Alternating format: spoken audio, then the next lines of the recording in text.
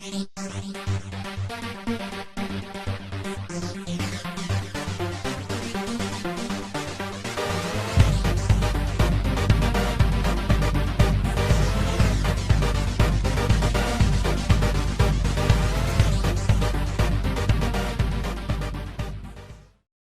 to the Bridge of Truth.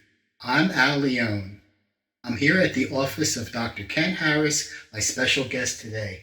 Ken, thank you so much for making your place available for me to interview you.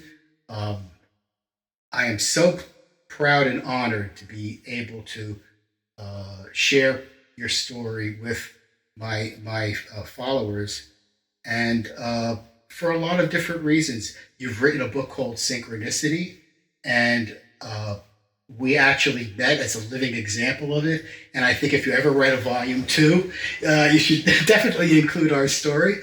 I'm going to ask you actually to relate how your remembrance of the event, because it was really pretty remarkable for me. But before we begin, I'd like to read this. This is from the site of the Metaphysical Center, which is where you will be doing your lecture on September 30th.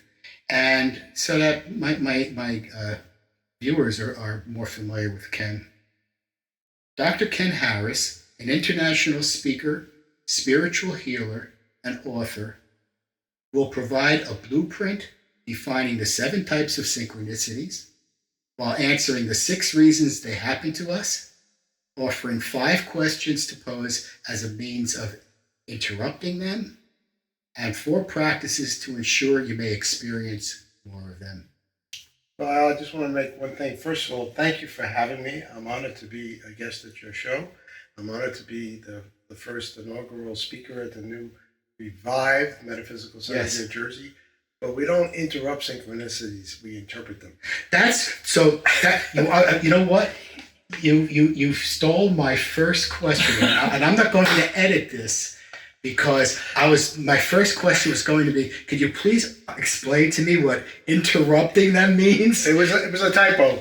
That's all it was. I wasn't going to question it. I figure it's on the website. It's got to be true. We don't want to interrupt anything. We want to encourage people to have more of them. That's right. So, okay. Well, now we're off to a rocking start here. Then it completely makes sense. And you know, it's funny when I see the list.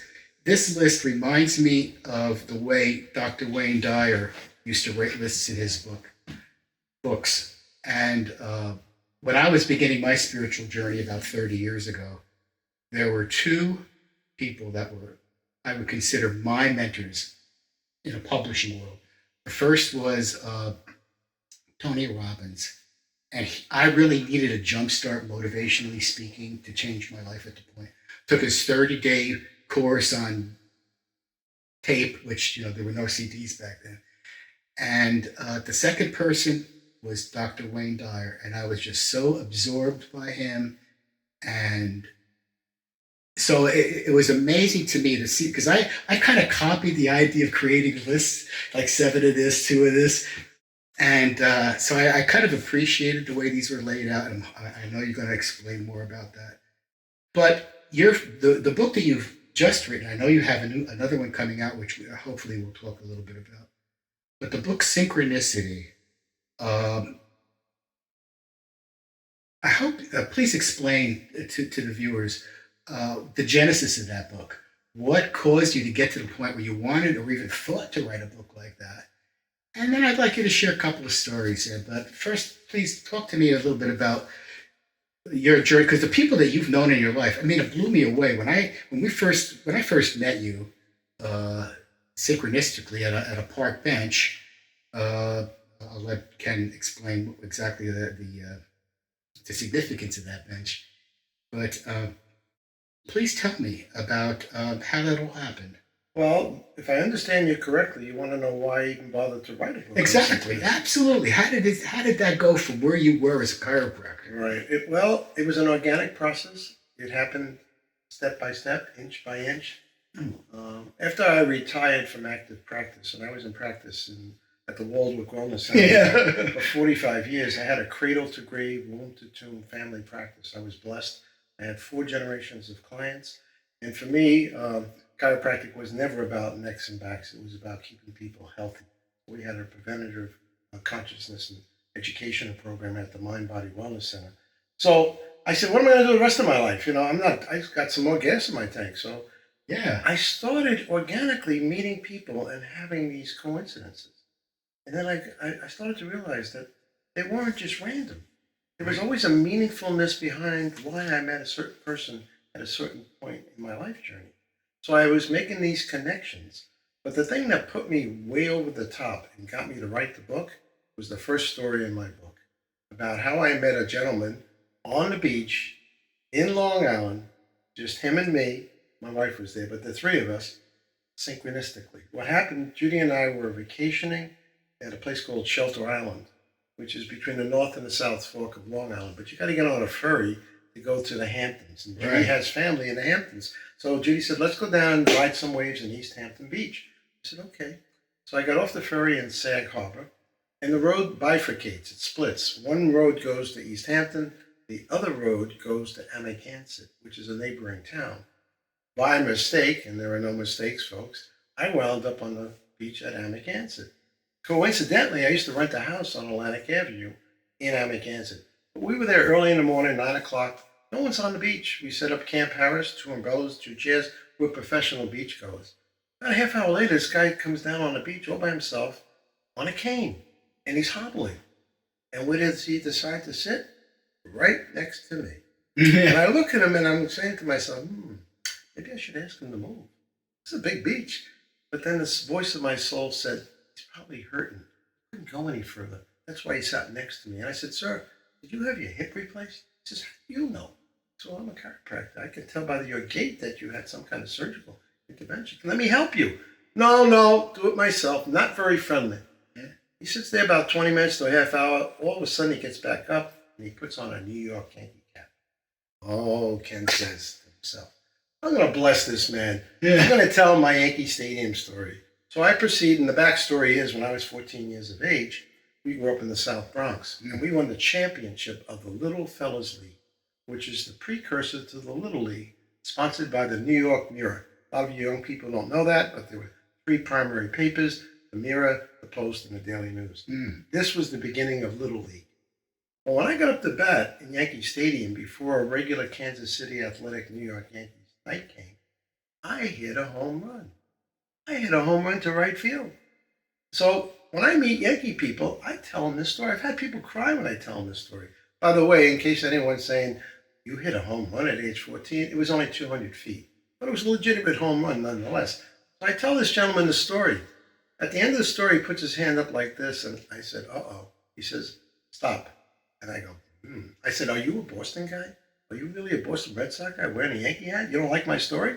He goes, I love that story, and I know who you are. You're Kenny Harris. And I look at him. I'm wearing a bathing suit. Where's my name? Yeah, right. I said, how do you know me? He says, I know the story, and I remember you because I'm Richie. I was on your team. Hadn't seen him in 54 years. Extraordinary. We started to high-five each other. I couldn't believe it. I came out of my box, and that's the story that made me want to write the book. There was a reunion with the coach. The coach was 90 years old. 8 of the 9 guys were still alive, and I wound up helping Richie, preventing him from having spinal surgery.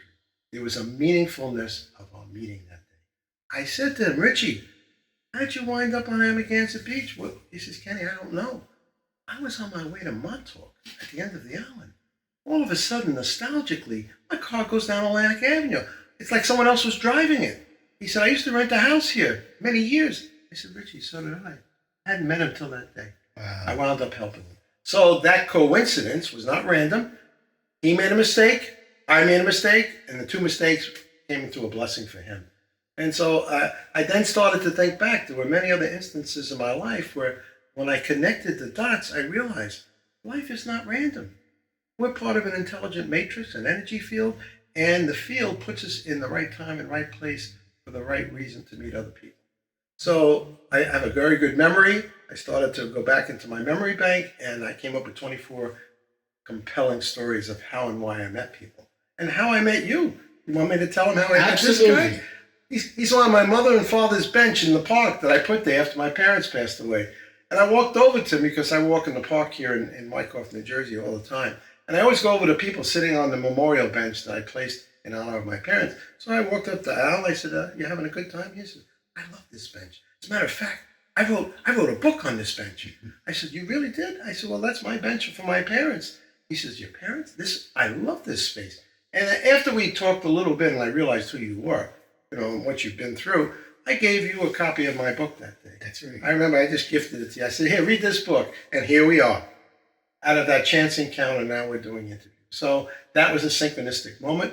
And as a result of our encounter now, you're involved with the Metaphysical Center, which you had been for 30 years. Yeah. And so I'm just delighted that that synchronistic accident happened to bring you back into this field of consciousness studies, which you have done an encyclopedia on. You're a lot smarter than me, Al. Please. I wanted to, talking about our first meeting, when I was having a conversation earlier with Bill, which you can also see on the Bridge of Truth, we were talking about how timing, how many years he had an idea, and it took him so many years before he would finally develop the idea. And in that period of time, he had the chance to learn more and develop more. And I've been going to that bench for 30 years. And I got to tell you, I am sure that you've been to that bench in the past. Many times. And yet, it wasn't until that day when apparently the timing was right. All about timing in life. To me, that's almost more extraordinary than the meeting itself, because it's an incredible lesson to learn, to trust and not give up. Because you never know when the timing is going to be right, that the timing is not in our control, it's in the control of other forces.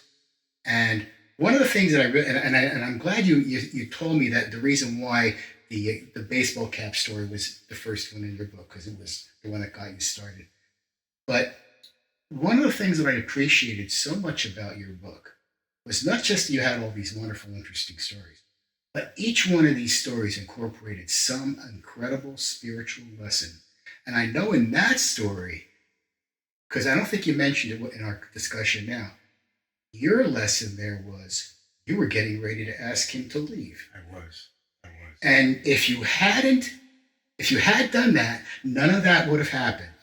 And that's an incredible story and lesson to learn. And every single story that you've written about in your book has another story, another lesson for us to learn. And that in particular is something that has been a challenge for me, because we're always trying to put our own will, our own agenda on things. And I do have a tendency to get pissed when somebody is in my way or interrupting my state. Oh, he's obstructing my ocean view, and the voice of my ego was going to say, "Hey, buddy, this is a big beach. Could you move over here?" He told me later when I shared that with Richie, he says, "Kenny, if you said that to me, I would have even spoken to you, and I would have never met you again." So we have these two voices, the voice of the soul and the voice of the ego. The ego's voice is, "What's in it for me?" When you're looking to get something, and the voice of the soul is, "How can I help?" Yeah. So I listened that day to him. "How can I help you, sir? Let me help you." I was offering help. Yeah, and there was another lesson in that story as well. And that's, I think at the end, you talk about the idea of a destiny and a fate. And we usually think of the word destiny in terms of the big picture, like why are we put on this planet? What's our destiny? But any moment is a destiny, that because you were actually meant to be on that beach. Right. But it was your fate as to whether or not you chose the direction that I think you call them inflection points, if I'm not mistaken. Pivotal points. Yeah. And turning points. But it happens all throughout our lives. Yes. So when we learn that lesson of understanding that every single point is a destiny of its own, a little mini minor, destiny that allows us to make a choice that can have an impact on the rest of our life. I would reframe that a little bit, Al. Sure. I would say fate is fixed, destiny is choice. I see it just we choose our destiny. I had to make a choice that day. Was I going to ask this guy to move, or are we going to help him? I see it just but the fate brought us there. Yeah, okay. It was a higher power which made him make a wrong turn and me a wrong turn. There are no right or wrong turns, folks. There's just turns in life. Yeah. Yeah, I was taking my understanding of the two words from other spiritual teachings, but it's the same principle of these points in life. But we're also not in control. You said the very thing. We're not in control of the big picture Yeah. here. You know, we're not in control of what washes up on our shoreline. We're only in control of whether we're going to react or respond to what comes up on our shoreline. Yeah, it's like that parable of the fellow that's waiting for somebody to come and take care of him, and God says, "I've been sending you people all this time, but it wasn't the person that you were looking for." Right. It's amazing. And there's another question that I wanted to ask, and I warned you that I was going to ask a question about this story. There's a point in the story where you're going in to meet your friend because you had arranged to meet him after the fact, and somebody. You walked up to somebody thinking it was him, and it was somebody that later on you found out had nothing to do with. You didn't know him. He didn't. But I was thinking about that. I was wondering, why do you think that happened? You know, to this day, I don't know, honest to God. What he's referring to in the book is, while I was on the beach with Richie, he asked me, did I know my friend Nikki lived in New Jersey? I said, well, I live in New Jersey. Richie lived in New York. But our star pitcher on that team, he lives in Jersey. I said, wait, he says he lives in Ridgewood. I said, well, I live in Waldwick. That's close by. So I called him right on the beach, right that day. He gave me his number. We called my friend Nikki. And I said, hey, Nick, I'll meet you tomorrow morning at the diner in Ridgewood on Ridgewood Avenue. And we'll have breakfast together. He says, great. Next day I go. I get there early. There's a guy standing outside of the restaurant. I forget the name of it, the diner in Ridgewood. And he's motions to me like this. Yeah, yeah. And I said, oh, that must be Nicky. Because I hadn't seen the guy in 54 years. So I walked over. You had the baseball cap on at that I had the Yankee cap on. Yeah. Because that's how he could identify me. But I figured that guy knew me. So I'm saying, oh, Nicky, it's so good to see you. I'm happy after all these years. And, I met Richie by accident, blah, blah, blah. He's not saying too much. And then I said, maybe we should have a reunion with the coach. Let's see if we can get the guys together. He says, I'll take care of everything. This gentleman says to me. Yeah. I said, well, great. I said, well, let's go in and have breakfast now. He said, I already ate. And I said to myself, boy, he was rude. We're supposed to meet and have breakfast. He already ate breakfast. But I figured maybe he was this hungry. So I said goodbye to him. I took a picture with him. We had someone take a picture. I said, we'll show our wives, blah, blah, blah. I should have known something was wrong because this is like a Seinfeld movie. As he's walking up the block, he turns around to me, this gentleman who I misidentified as my friend Nicky. He says, I hope I remember where I parked my car. I said to myself, oh, that's strange. But he didn't act senile. He didn't act demented. I said, okay, I guess I'm not going to have breakfast today. So I came to the park where I met you, where I walk every morning in Wyckoff. 15 minutes later, I get a phone call. Kenny, where are you? This is Nicky. I says, oh, Nicky, you don't remember? We just took a picture outside of the diner together. He goes, I saw you guys. I didn't know that was you. I said, oh my God, I was speaking to the wrong person. So I got back in my car. I went down to the diner, and Nicky made me show my license at that point. He said, let me see some ID on you. And we had breakfast together. I still to this day don't know why that happened. Honest. What occurred to me is that there's something that I wrote about in my book. It's that when any two people have an interaction, we always assume that the interaction has to do with us. There might have been something in that interaction for that other person's benefit. You were just a player in his story. I have no idea. I still have his photograph, though. I have that guy's photograph. I don't know who he is. Maybe I should does anyone know this man? Put an ad in the paper. But it was so incredibly strange that he said just the right things at the right time. When I would ask him a question, he knew what to say. How did he know? I don't know. That's I said to be determined at the end of the story. It says who he was, why I met him. Sometimes you just don't know. Right, and otherwise there would be no reason for that interruption to have occurred. But perhaps there was something on his spiritual journey. It could be. I don't know. Because you will never know that. But that's I like to think of life like that because we always assume that things are for our benefit. It's all about us, and it's not always all about us. No. Maybe there was an energy exchange unconsciously between this gentleman.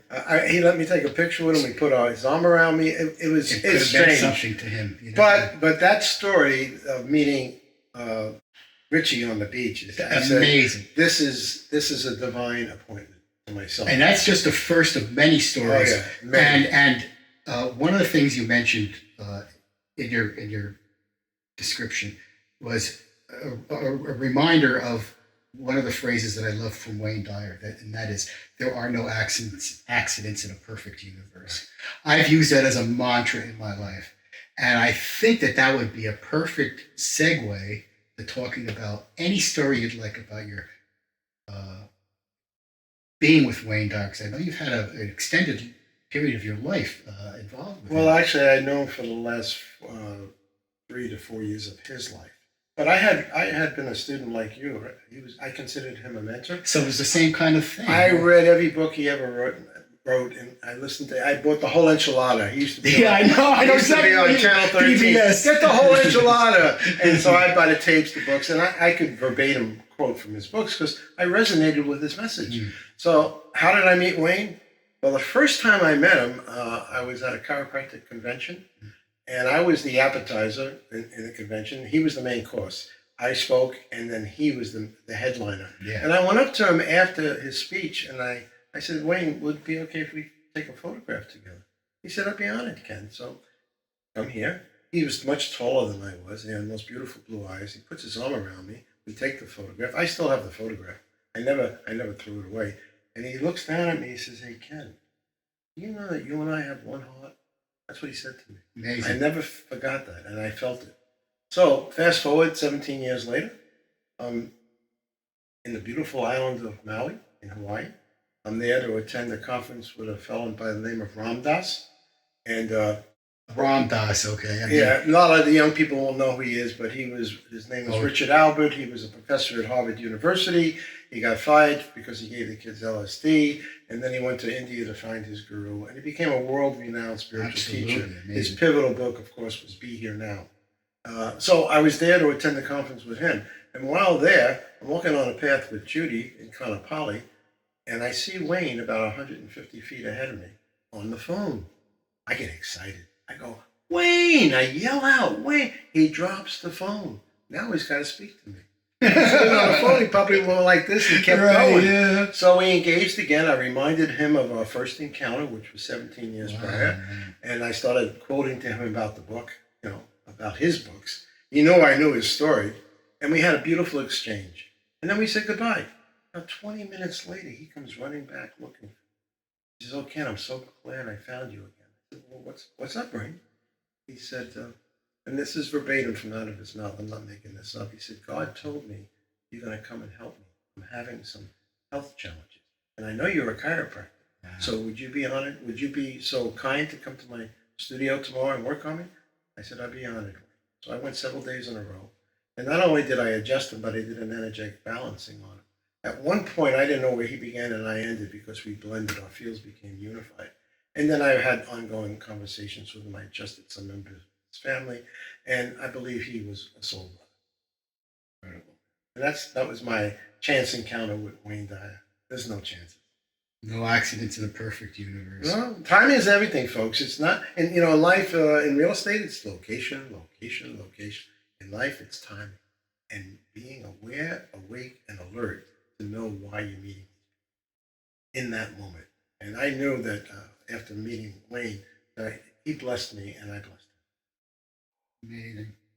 That's another big lesson. But just leave yourself open to the possibilities, because you never know. You may be, so consumed with your own direction that you miss out on what happened to you, what's happened to me. I mean, sitting on your parents' bench has led to now reconnecting with the metaphysical center, doing all these wonderful things, getting to meet somebody that I would consider, an honor to have as to call a friend. Bill's the same. And I look forward to filming your event at the Metaphysical Center coming up on September 30th. So please, for the rest of our time together, tell the audience what you're going to be doing there. Well, here's another synchronicity. The new president of the Metaphysical Center, Bill Principali, we have known of each other for at least 35 or 40 years, but we only met recently through a mutual friend. And so Bill studied at the center. I studied at the center. He was a friend with Jean Munzer. She was a friend of mine. She's been in my office. We did workshops together.